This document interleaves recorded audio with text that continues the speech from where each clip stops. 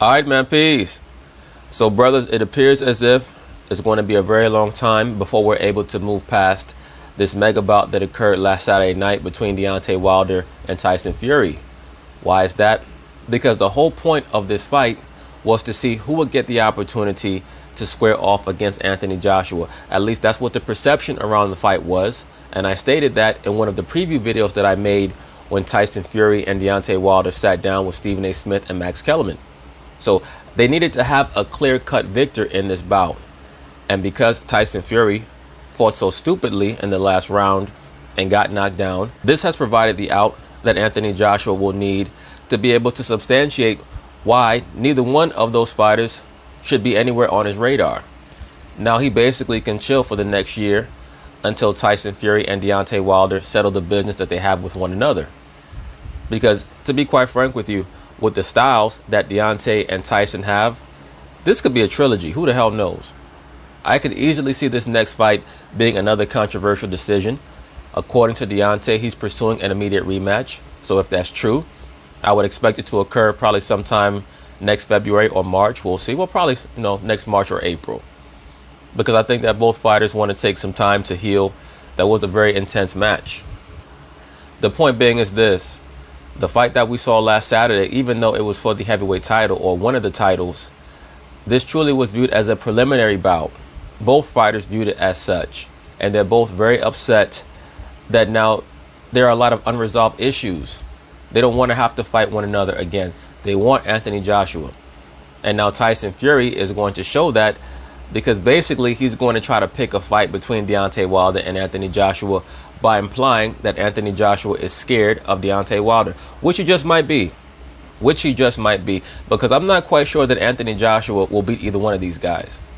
I think that Anthony will have a better chance of beating Deontay than he will Tyson Fury, but we'll see, because I don't think that Anthony Joshua is as fast as Deontay, even though I do think that he has better technique in regards to how he executes his punches. He has a better jab than Deontay. But Joshua's head movement is nowhere near good enough to escape a lot of the blows that Tyson Fury was able to escape last Saturday night. So we'll see. Anyway, they're going to talk about it, and I'm going to chime in. Saturday was wild. Following an instant classic fight between Tyson Fury and Deontay Wilder Saturday night, there have been many people calling for a rematch. But before that fight was ever made, Yeah, that rematch has to happen. Three-belt unified titleist Anthony Joshua declined a proposed fight with Wilder, which was something Fury addressed right after the fight, saying this: "It is no secret that Joshua did not want this fight, and he didn't want it for a reason, because Deontay Wilder is the most fiercest puncher in boxing history and heavyweight division history, and I saw that, and I felt it." Well, we know that you felt it, especially that second knockdown. Let me say this once again. Tyson Fury is very intelligent. He comes off as being somebody who's loopy, and we know that he has a history using drugs and alcohol. But right now he's trying to hype up this fight between Anthony Joshua and Deontay, because he knows that no matter who wins that fight, he's going to be the person who's going to get the next title shot. If Deontay is able to defeat Anthony Joshua, Tyson Fury can step in and make even more money than he would make in an immediate rematch with Deontay. And if he's forced to engage in an immediate rematch with Deontay Wilder, and if he were to lose, then Deontay could go fight Anthony Joshua. And should Deontay win, then he can call out Deontay again, especially if the second fight is very competitive like the first one was. So Tyson basically is in a no-lose situation. No matter what happens, Tyson Fury understands that he has to continue to troll both fighters if need be, just to keep his name out there. I wonder AJ didn't want no part of that right hand. He can't move like me. I agree. If Anthony Joshua gets hit with one of those right hands that Deontay Wilder throws, he's definitely going to get knocked down. He'll probably get knocked out. He'd have been nailed. Oh, Max. Yeah. Coming to you. Yep. What's going on here? Anthony Joshua. What? You're already incorrect, Max Kellerman. When Molly Karam asks you what's going on here, you're supposed to start with Tyson Fury, because he is the one who is acting as the master manipulator. Was considered the heavyweight champion of the world. He's the undefeated Olympic gold medalist who knocked out Klitschko. Fury outpointed Klitschko in a close, terrible, boring fight. Joshua knocked Klitschko down. Klitschko got up, knocked Joshua down. Joshua got up, stopped Klitschko, knocked him out, stopped him in front of 100,000 fans at Wembley Stadium. I was there. that Anthony Joshua versus Vladimir Klitschko fight was probably the best heavyweight championship bout that I've seen in almost 15 years or so. Was there The fight. night Max Kellerman became a kid again. No doubt about it. I've never seen, in all my years of watching Max Kellerman as a boxing analyst, Molly, I have never seen Max Kellerman more excited after a fight in his career. I've never seen it. Guys, that the heavyweight title, at least even if you say, well, really, Klitschko wasn't the heavyweight champion, Fury was at the time, but Fury was out of boxing at the time, and people saw that as the heavyweight championship, had never changed hands, the old guard to the new guard, like that, with both guys getting off the deck and the young Olympic gold medalist beating the old one, the young undefeated champion beating the old dominant champion. Not like that. History of boxing, it hadn't happened like that. But the interesting thing about That was a great way for Klitschko to go out also. I mean, if you had to go out, that's a great way to go out. boxing, guys, is we think we want clarity. No, we don't. It's like any drama you watch on TV. I agree. That's why I stated the draw was great for boxing. It was great for Deontay Wilder. I've had certain brothers disagree with that. Let me say this. The controversy that has arisen as an after effect of that draw is going to be great in regards to the build-up for whoever Deontay Wilder decides to fight next, whether it's Joshua or Fury. More likely than not, it's going to be Tyson Fury, because Deontay Wilder does not have the clout to dictate terms to Anthony Joshua. Either way, that fight and the draw, the controversy, is going to be phenomenal in regards to amplifying Deontay's overall global profile. I guarantee you right now, they know him in China, they know him in Japan, they know him all across the world because of that fight last Saturday night and how it ended. You only think you want the drama resolved. You know what happens when the drama's resolved? Story's over. What you want is the lack of clarity. You want it to be muddy to where you say, I need this to be resolved. When Joshua was considered the champion, yeah, Fury, Wilder has a puncher's chance, and Fury, I don't know, he's out of boxing. Not that interesting. Joshua was making $30 million a fight, fighting anyone in front of 70 to 100,000 fans in England. Why make $50 million to fight a guy who might beat him? Right? Wilder really can beat any. He has chances against anyone because Fury's right. He's one of the great all-time punchers with the right hand. Yeah, I would not call Deontay Wilder the greatest puncher in the history of the heavyweight division. He's up there, though. But I would not call him the greatest puncher ever. That will go to George Foreman.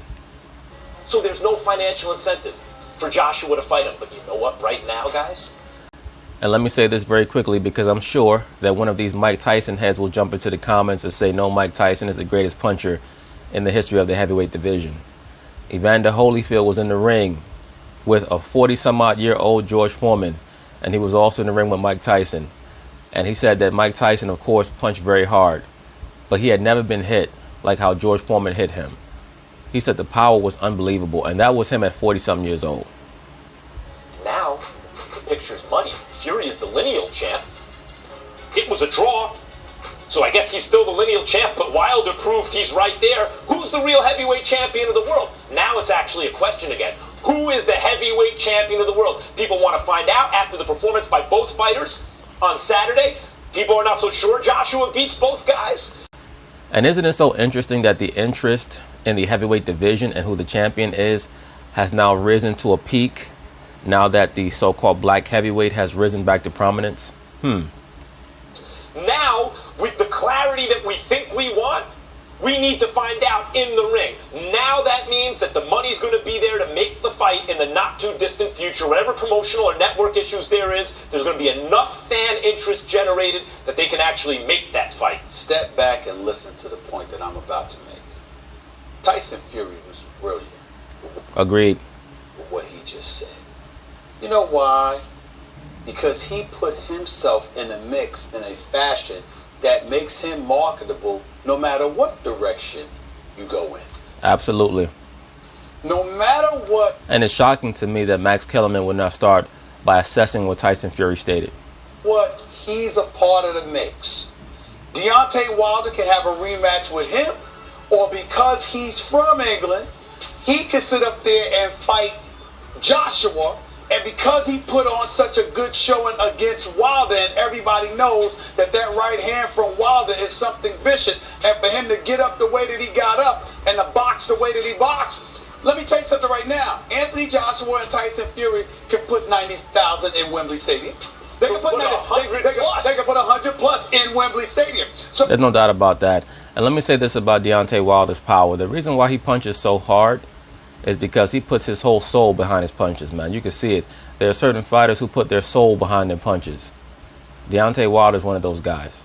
So by him bringing up Anthony Joshua and talking about Anthony Joshua that way, when it comes to Wilder, who's to say that Anthony Joshua don't turn around and say, wait a minute, what you talking for? I said, what if I knocked you out, etc., etc.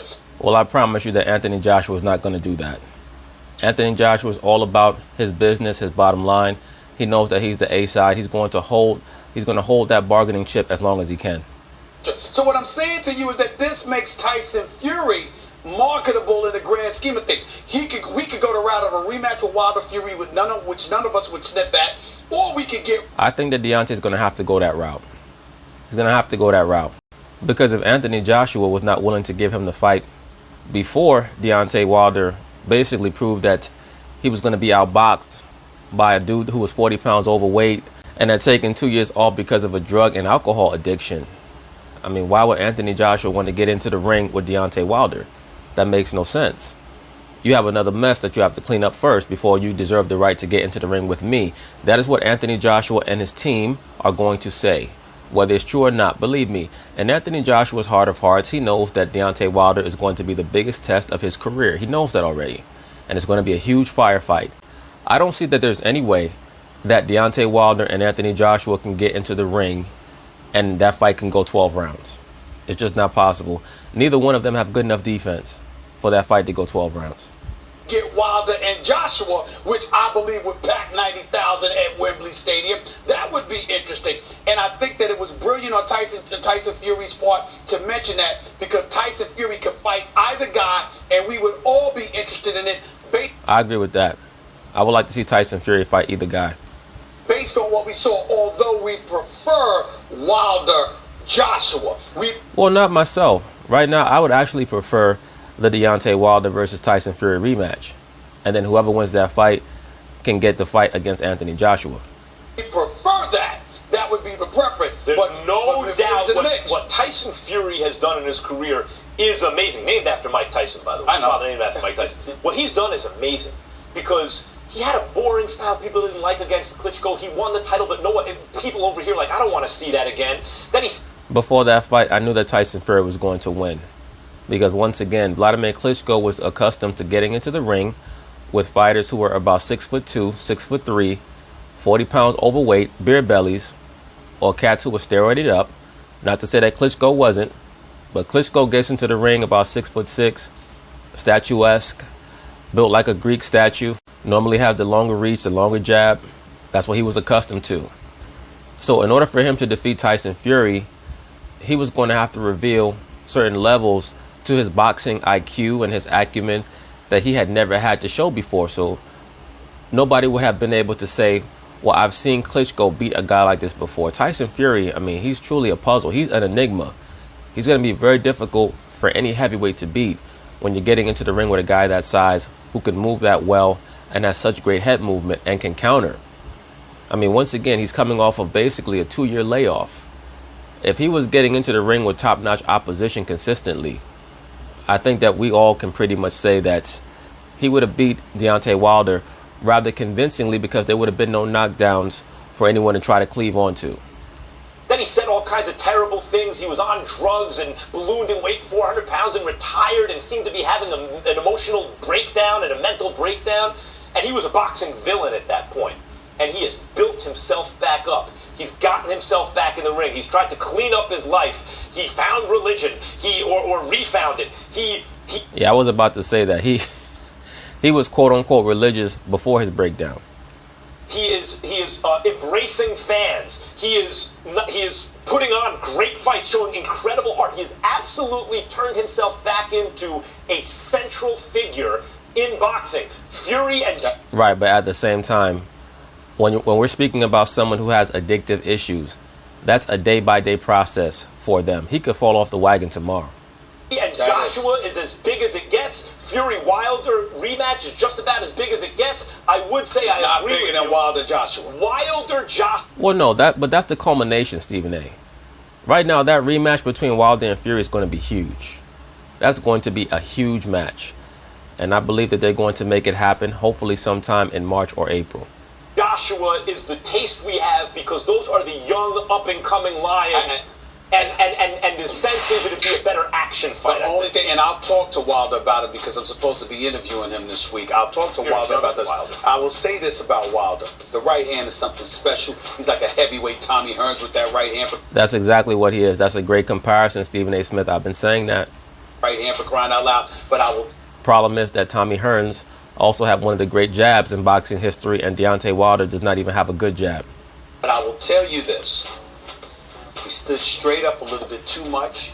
He got hit with those jabs. We know how powerful Anthony Joshua's jab is. We know he's a superior boxer, and it would be very interesting to see what happens. One thing about because Wilder catches Joshua with that right. You're not wrong about Wilder. He's sloppy. He's this. He's that. Wilder's got something special in him. I agree. He has a spirit of a warrior in him. That's the reason he gives up 30, 40 pounds and chases these guys around. Well, once again, that's another overblown excuse. I don't want to hear about the 40-pound weight disadvantage. At the end of the day, you're in the ring. You're in tip-top shape.